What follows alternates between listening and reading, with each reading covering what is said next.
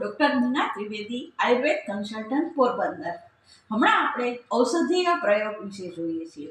હિમાલય આપણે નામ સાંભળીએ એટલે આપણે કયા ઝાડના જંગલ આપણને યાદ આવે? તો એનું નામ છે દેવદાર. ખાસ કરીને દેવદાર છે એ હિમાલયની અંદર ખૂબ જ પ્રમાણમાં થાય છે. તો આજે આપણે દેવદારના ઔષધીય ગુણો જોઈશું. દેવદાર છે એ 3 પ્રકારનો થાય છે. એક તેલિયો દેવદાર, એક કાષ્ઠ દેવદાર ને એક સરળ દેવદાર.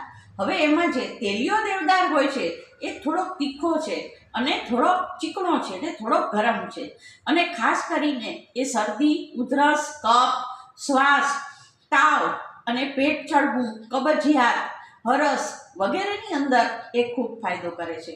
કાષ્ઠ દેવદાર છે તો એને વાટી અને ખીલ ઉપર લગાડવાથી ખીલમાં ફાયદો થાય છે.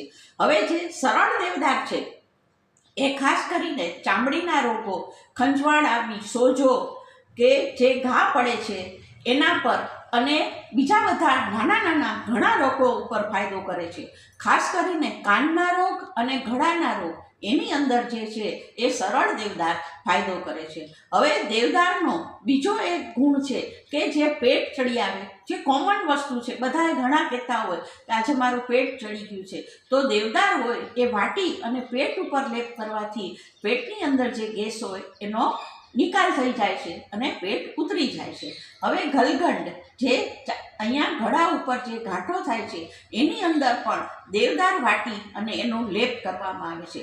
હવે મુખ્ય દેવદારનો ઉપયોગ કે દેવદારની અંદર બીજા બધા ઔષધો ઉમેરી અને એની અંદરથી દેવદારવાદી ક્વાથ બનાવવામાં આવે છે.